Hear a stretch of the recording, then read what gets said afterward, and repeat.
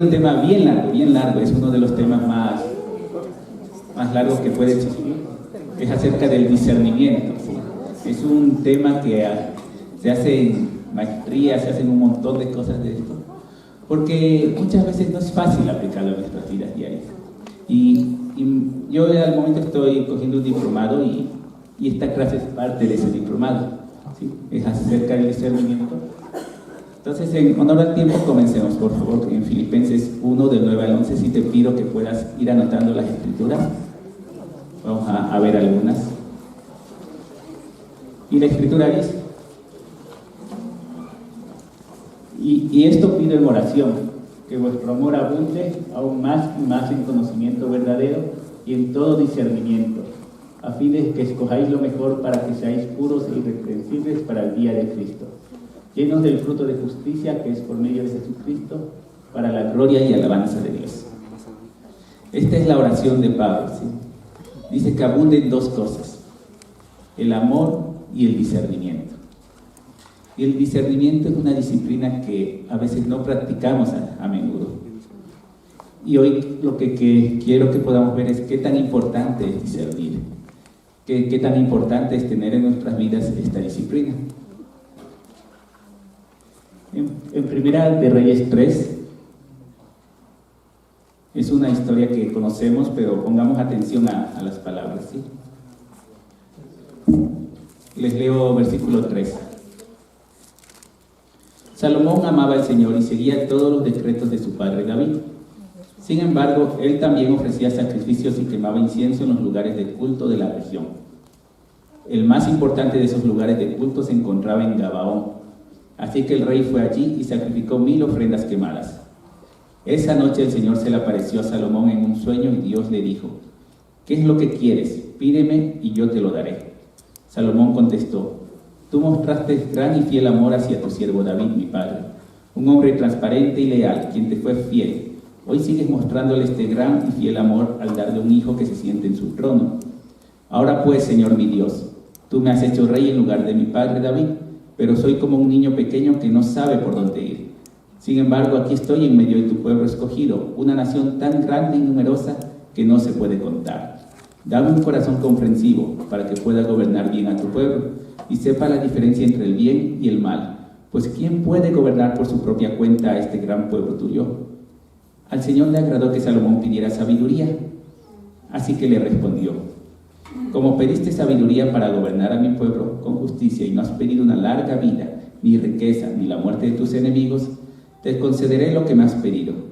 Te daré un corazón sabio y comprensivo, como nadie nunca lo ha tenido jamás. Además te daré lo que no me pediste, riquezas y fama. Ningún otro rey del mundo se comparará a ti por el resto de tu vida. Y si tú me sigues y obedeces mis decretos y mis mandatos como lo hizo tu padre David, también te daré una larga vida. Entonces Salomón se despertó y se dio cuenta de que había sido un sueño. Volvió a Jerusalén, se presentó delante del arca del pacto del Señor y allí sacrificó ofrendas quemadas y ofrendas de paz. Luego invitó a todos sus funcionarios a un gran banquete. Después de la muerte de David, pues, había una sucesión que ya había sido dada por el mismo David. Y dice que Dios se le apareció y le pregunta, ¿qué es lo que quieres? Y solo hazte esta pregunta, ¿qué te gustaría que Dios haga por ti? Si Dios se te aparece y te pregunta, ¿qué es lo que tú quieres? ¿Qué le dirías? ¿Cómo crees que se sentía Salomón? Tenía un nuevo cargo, hasta la idea de que a ti te den el cargo de presidente del Ecuador, ¿no es cierto? ¿Qué pedirías? Que se porten los ministros bien, que no sean vagos, que trabajen, que te paguen bien. ¿Sí? Pero algo interesante en Salomón es que él reconoce su debilidad. Y él lo que le pide a Dios es que le ayude a discernir, que le ayude a entender, que le ayude a considerar las cosas, que le ayude a pensar, que le ayude a saber qué es lo que está bien y qué es lo que está mal. Y es como tener ese corazón de Salomón. Un corazón que sepa escuchar es igual a un corazón que está atento a la ley de Dios. A Dios le agradó esta petición que hizo Salomón, y no solo le dio discernimiento.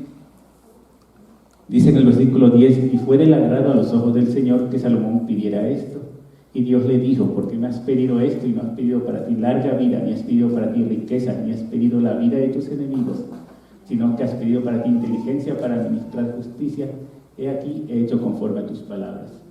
He aquí, te he dado un corazón sabio y entendido, de modo que no ha habido ninguno como tú antes de ti, ni se levantará ninguno como tú después de ti. La sabiduría de Dios consiste en obedecer sus mandamientos, ¿cierto? Y es como, primero Dios le da sabiduría a Salomón. Y hay una relación entre sabiduría y discernimiento. Para tener discernimiento necesitas tener sabiduría. Nosotros no vamos a ser presidentes, pero tenemos un trabajo en el que hay que tomar decisiones. Tenemos responsabilidades de salir bien en nuestros estudios, en la universidad o en el colegio. Con los hijos hay que tomar decisiones todo el tiempo. Es más fácil dirigir una charla que ser papá. Es algo duro. Con el dinero también, y en 15 días, Dios mediante, podemos tener un taller acerca del dinero. Pero con el dinero todo el tiempo estamos tomando decisiones. Por ejemplo, si te para un policía, ¿qué puede pasar ahí? Debes tomar una decisión. El entretenimiento, cuando es el momento de elegir qué hacer con tu tiempo libre, también estás tomando decisiones. Lo que vemos, lo que oímos. Hace 20 años no se tenía que tomar decisión en cuanto a las redes sociales, en cuanto a las computadoras. Tú la aprendías y la usabas para usar WordPerfect había en esa época. ¿Sí? Había QPro. Entonces no veías nada más que eso, ¿no? O sea, usabas la computadora para trabajar. Pero ahora ya no. Ahora ya no solamente se sirve ir a la tienda de computadoras y decir, deme una computadora, sino que ahora debes ver también qué características debe tener esa computadora. ¿Sí? No te sirve lo que te den. Entonces, como siempre estamos buscando cosas y eso nos lleva a tomar decisiones en todo lo que hacemos. ¿Quién de ustedes esta semana tomó una decisión importante? Alce la mano a alguien que haya tomado una decisión importante. Víctor, ¿cuál fue esa decisión?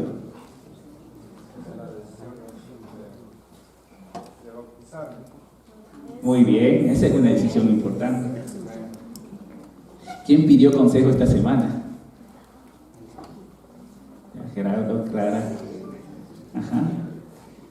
Y todo el tiempo estamos tomando decisiones. Entonces, en definitiva, ¿qué es el discernimiento? Y hay dos definiciones. ¿Sí? Hay una en hebreo, otra en griego, pero no nos vamos a enredar en las definiciones, sino más bien en entender que es una separación que debe haber. Entonces, hay esta definición que es del quien hizo el taller, que dice que la habilidad de entender y aplicar la palabra de Dios con el propósito de separar la verdad del error y lo correcto de lo incorrecto. Entonces, primero es una habilidad. Y una habilidad es algo que se cultiva, es algo que se trabaja. Si tú vas a un taller, pues tienes que aprender, tienes que desarrollar habilidades. Si eres un programador, pues tienes que desarrollar habilidades. Yo he tenido a veces compañeros en el trabajo que pueden tardarse una semana en hacer lo que yo puedo hacer en 5 minutos. Y son habilidades que tú vas aprendiendo con el tiempo. ¿Sí? Entonces, la mayoría de las veces es como estas habilidades tienen que cultivarse de alguna forma, no llegan solas. Entonces, primero es una habilidad. Hay que entender. No se trata solo de repetir las cosas, sino que hay que entender cuál es el camino correcto de Dios y cuál no es el camino correcto. A veces no es tan claro, a veces no es tan fácil de seguir este camino. También hay que aplicar este entendimiento. No podemos solo saber lo que es correcto y quedarnos con eso, sino que debemos saber aplicarlo. Hay que llevar a la acción lo que vamos aprendiendo. Hay que separar. Y aquí hay una palabra interesante, hay que juzgar entre lo que es bueno y lo que es malo. ¿Sí? Entonces, si no tenemos ese conocimiento de la Biblia, va a ser difícil que podamos llegar hasta este punto de juzgar lo que es bueno y lo que es malo. La verdad del error, lo correcto de lo incorrecto. Vamos a Hebreos 5:11, por favor.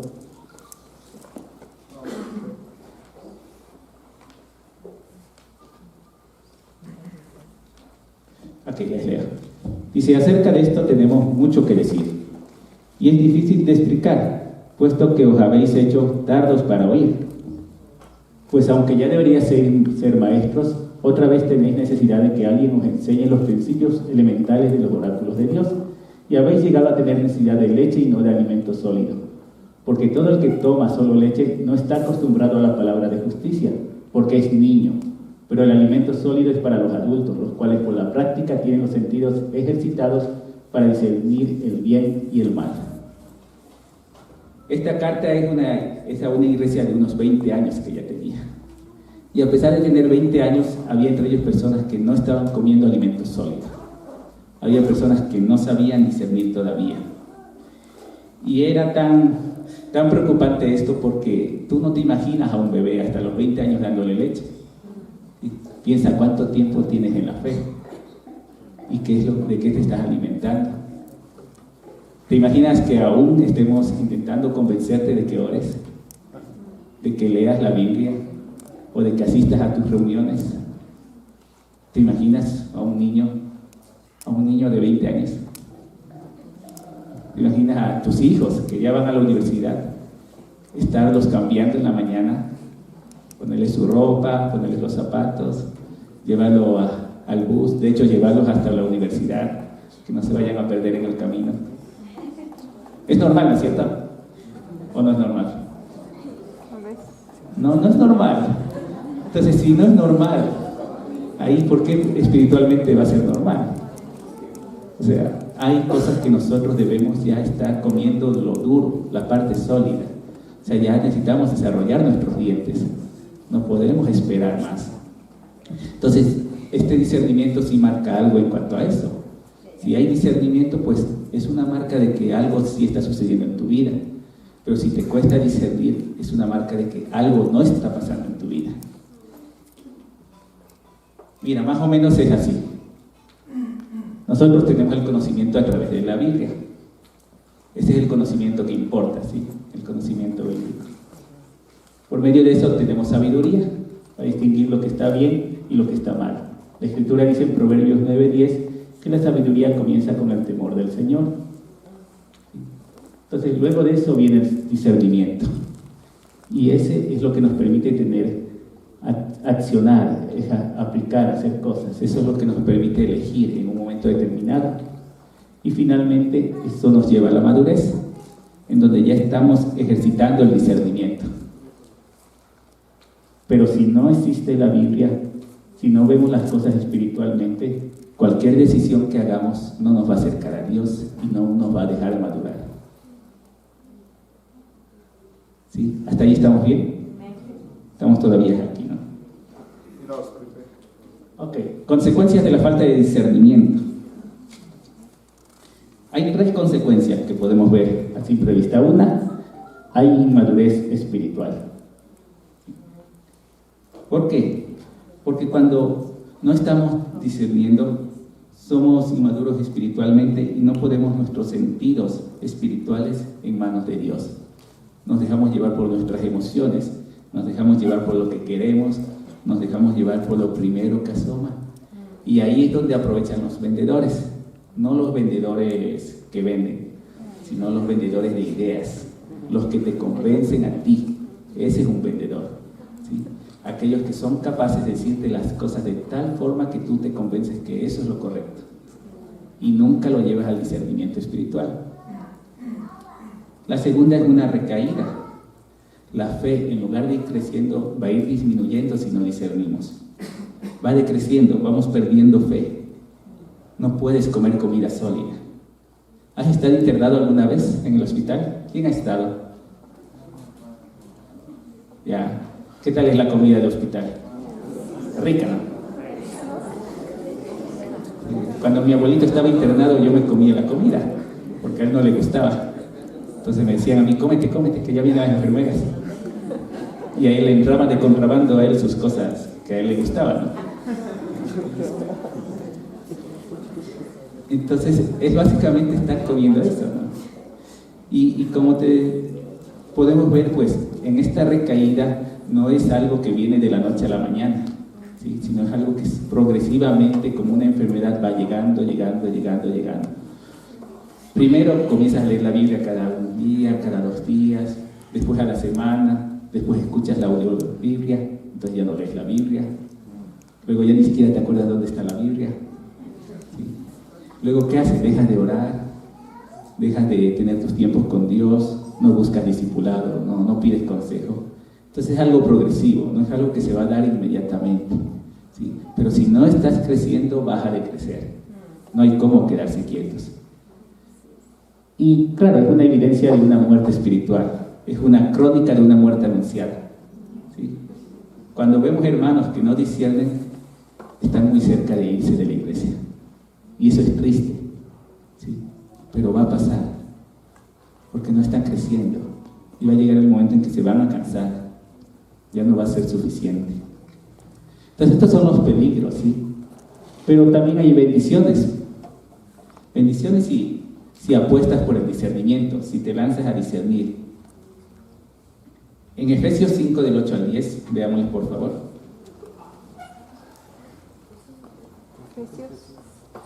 Efesios 5 del 8 al 10.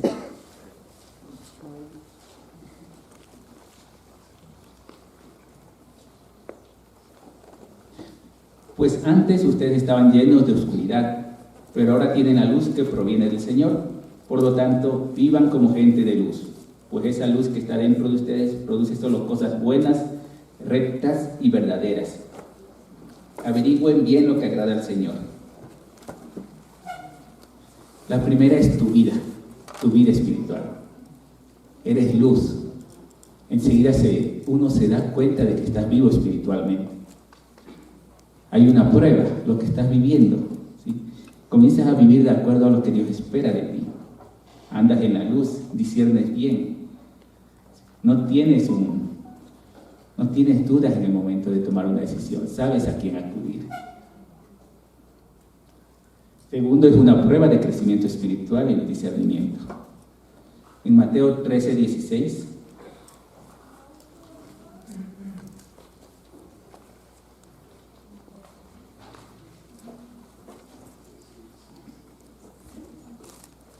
Pero benditos son los ojos de ustedes, porque ven, y sus oídos porque oyen. Pero benditos son los ojos de ustedes porque ven, y sus oídos porque oyen. Les digo la verdad, muchos profetas y muchas personas justas anhelaron ver lo que ustedes ven, pero no lo vieron, y anhelaron oír lo que ustedes oyen, pero no lo oyeron. ¿Sí? Es como somos bendecidos, cuando nosotros podemos distinguir lo que está bien de lo que está mal. Cuando escuchamos, cuando vemos, cuando nos damos cuenta, cuando nuestros sentidos se percatan de lo que es correcto delante de Dios, eso es una bendición. Eso no es algo que tiene todo el mundo. No sé si has conversado esta semana con tus amigos. Ellos están lejos de Dios, están en la oscuridad. Ellos no saben cómo hacer para vivir en paz, cómo hacer para librarse del pecado. Son esclavos. Tú no eres esclavo. Tú ya te bautizaste. Tú ya tienes una vida diferente. Y dice que hubo muchos que anhelaban esto, anhelaban ver lo que nosotros vemos, anhelaban la salvación que nos trajo Cristo. Y la tercera bendición es una prueba de madurez espiritual. En Hebreos 5:14, justamente la vimos hace un momento.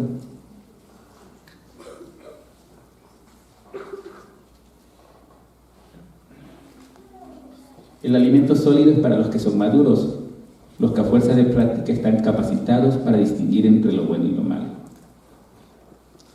No tiene nada que ver con tu edad física. Puede ser un joven y puede ser un cristiano maduro. Hay personas con mucha edad que no somos cristianos maduros. Entonces no tiene nada que ver con el tiempo tampoco que estás en la fe, sino con la comida que estás comiendo. Tiene que ver con cuánto tú quieres aprender a discernir. Esto es algo que tú debes elegir, aprender a discernir. Hay muchos factores a nuestro alrededor que están en contra de que nosotros tomemos estas buenas decisiones. Hay fuerzas internas. En Jeremías 17:9 dice que... A ver, les leo. En Jeremías 17:9. Las fuerzas internas es lo que somos nosotros, lo que está dentro de nosotros.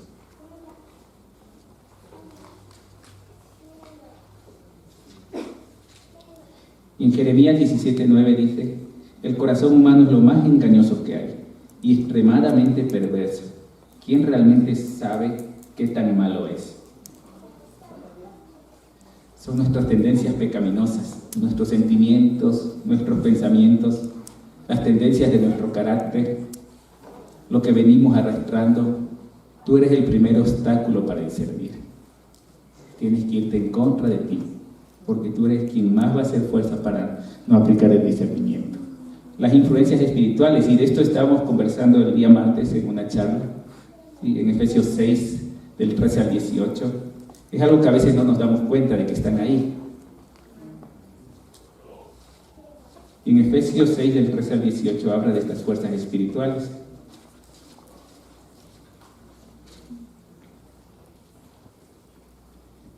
La Escritura dice: por lo tanto, pónganse todas las piezas de la armadura de Dios para poder resistir al enemigo en el tiempo del mal.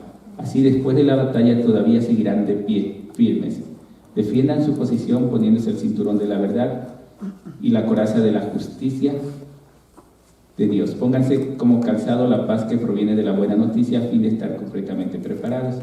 Además de todo eso, levanten el escudo de la fe para detener las flechas encendidas del diablo. Pónganse la salvación como casco y tomen la espada del Espíritu, la cual es la palabra de Dios. Oren en el Espíritu en todo momento y en toda ocasión. Manténganse alerta y sean persistentes en sus oraciones por todos los creyentes en todas partes. ¿Ya?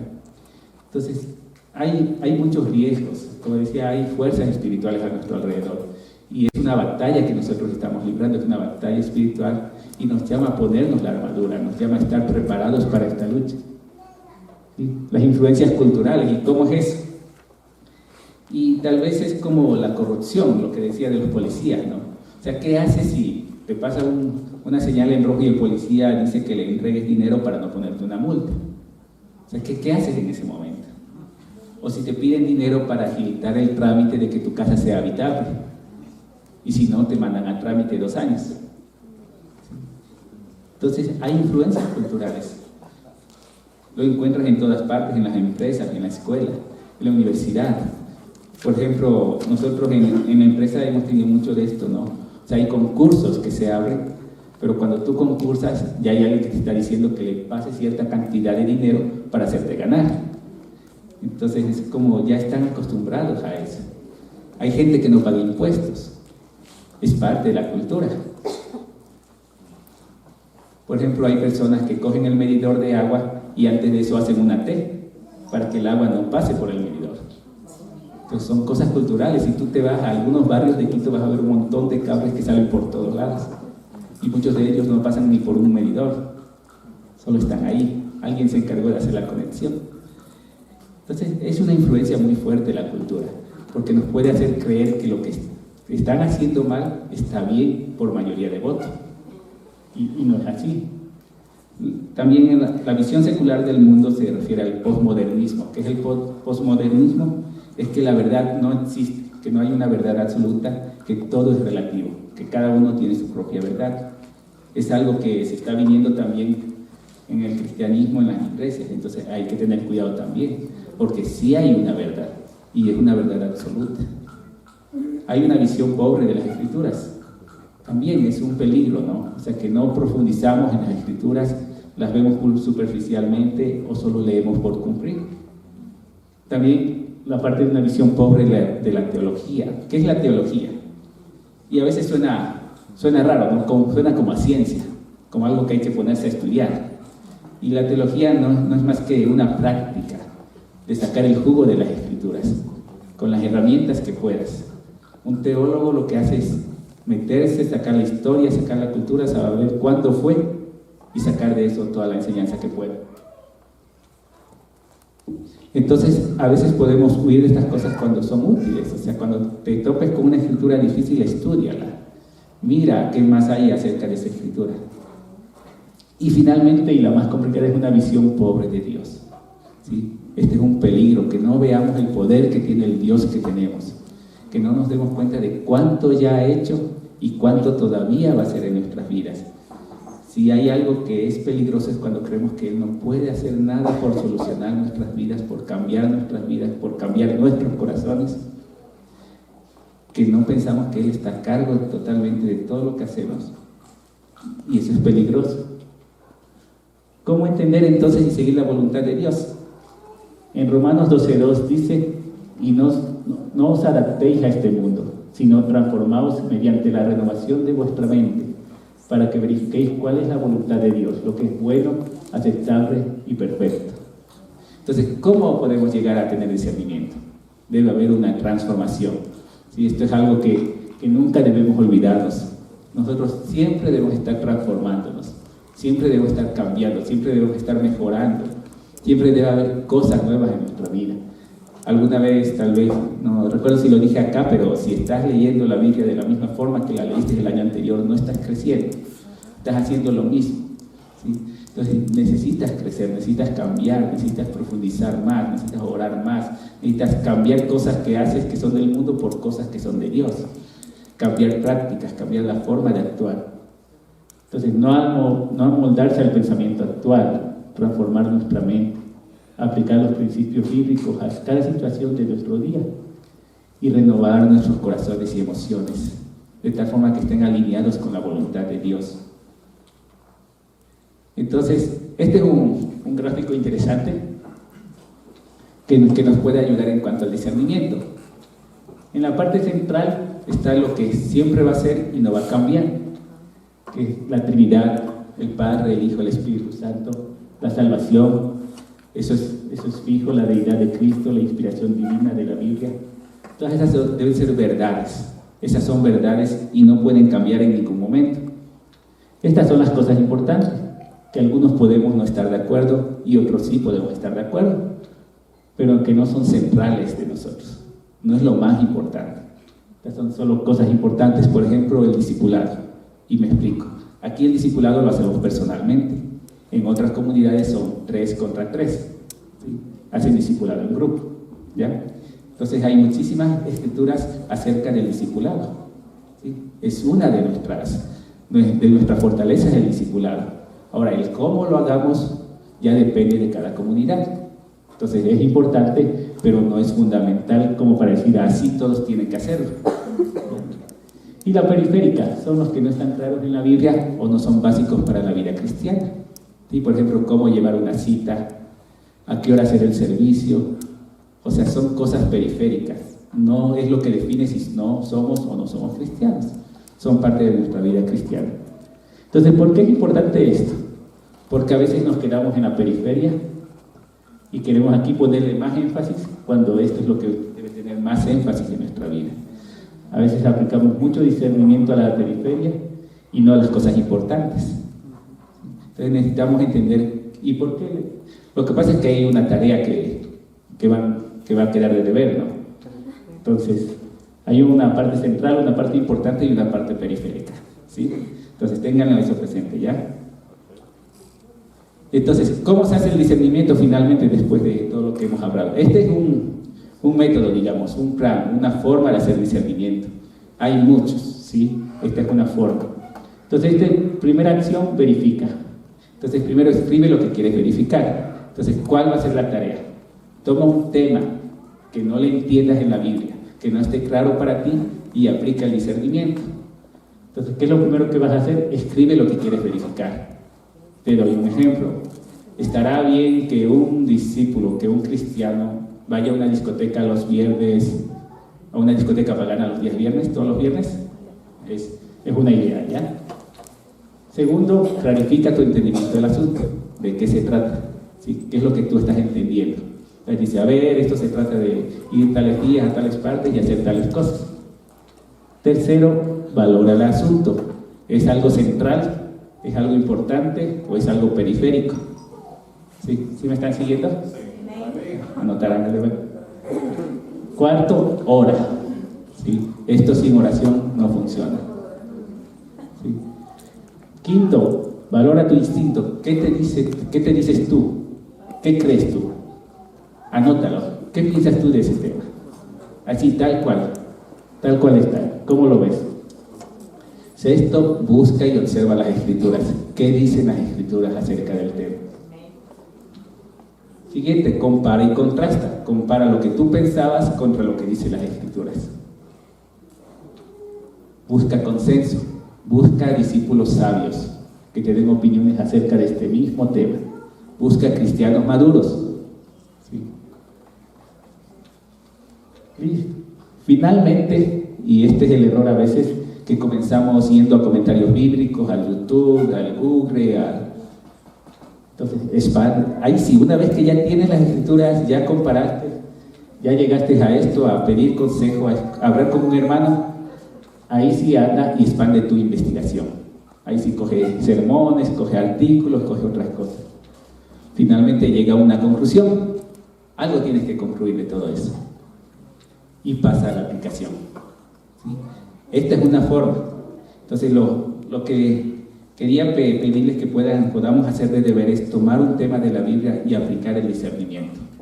¿Sí? Esto es algo que deberíamos estar haciendo constantemente. No con todos estos pasos, conforme vayas practicando, muchas cosas ya van a ser más simples, pero sí como parte de nuestra vida cristiana. Siempre estamos haciendo decisiones y es importante aprender a discernir de la mano de Dios. ¿Sí? Finalmente hay un tema que lo mencionamos un poco a la pasada, y es la parte del juicio. Porque discernir involucra juzgar. Y si nos vamos a Mateo 7 del 1 al 2, y queremos aclarar un poco esto para que quedemos tranquilos.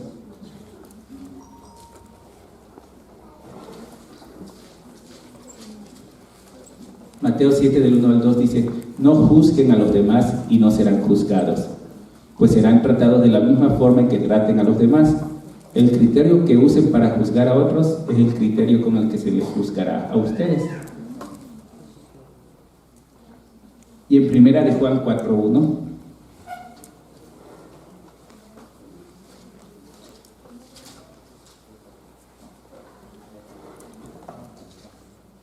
dice: queridos amigos, no les crean a todos los que afirman hablar de parte del Espíritu. Pónganlos a prueba para averiguar si el Espíritu que tienen realmente proviene de Dios, porque hay muchos falsos profetas en el mundo. Entonces, ¿será que se contradicen estas dos escrituras? Porque en la una nos llama a no juzgar y en la otra nos llama a juzgar. ¿Sí? Entonces, cuando hablamos de juzgar, a veces sale nuestro ego. ¿Sí? O sea, decimos: no me juzgues, o sea, ¿quién eres para juzgarme? ¿No? Y aunque parezca que hay una contradicción, hay congruencia. ¿Sí? Lo que debemos aprender es qué juzgamos y qué no juzgamos. Entonces, ¿qué no podemos juzgar? No podemos juzgar el corazón y los motivos, porque eso solo Dios lo sabe. No podemos decir, por esto lo hizo. O sea, no lo sabemos. Tal vez ni siquiera la persona que lo hizo lo sabe. Peor nosotros. Asuntos de conciencia, o sea, no podemos juzgar. Por ejemplo, si vemos a un caníbal comiendo carne humana, si su conciencia no lo acusa, o sea, no podemos juzgar. Pero ¿qué sí podemos juzgar? La enseñanza. En Hechos 17:1 dice que revisaban las escrituras para ver si lo que les enseñaban era acorde a la palabra de Dios. Entonces, eso sí podemos juzgar.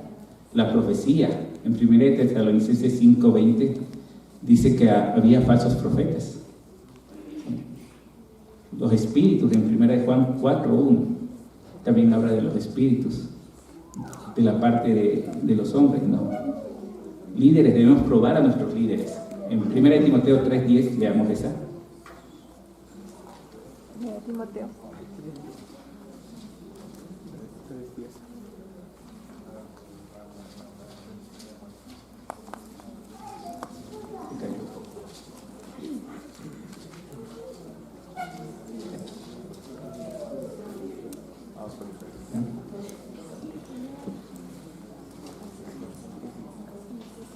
Ok. En 1 Timoteo 3:10. Que sean evaluados cuidadosamente antes de ser nombrados como diáconos. Si pasan el examen, entonces que sirvan como diáconos. Un diácono es un servidor. ¿Sí? Y evaluarlo es juzgarlo. Es ver si lo que está haciendo es correcto para el puesto en el que va a ser puesto. ¿Sí? Podemos juzgar a otros creyentes. En 2 Corintios 8:22 habla acerca de eso. Podemos juzgar los tiempos. En Lucas 12:56 Jesús hablaba de que cómo es posible que seamos capaces de darnos cuenta de unas cosas y no de los tiempos que están viniendo. Y no el tiempo de si va a llover o hace frío o hace calor, sino hay que darse cuenta cómo está la charla, cómo está el ambiente de la iglesia, cómo están las amistades, cómo está tu familia, qué tiempos estás viviendo. Y por último, podemos juzgarnos a nosotros mismos. En 2 Corintios 13:5, es lo más difícil. La parte más difícil es juzgarnos a nosotros mismos. Pero debemos entender que hay un llamado de Dios también a darnos cuenta de las cosas, aplicar discernimiento primero con nosotros mismos y finalmente aplicarlo con otras personas. Entonces, espero que les haya ayudado este taller. La idea es que podamos ponerlo en práctica, que podamos hacer este ejercicio. Como te digo, busca un tema que te cause duda en la Biblia y aplica discernimiento sobre ese tema. Créeme que te va a ayudar muchísimo a hacer este ejercicio para luego seguir aplicando en cada fase de tu vida el discernimiento. Muchas gracias.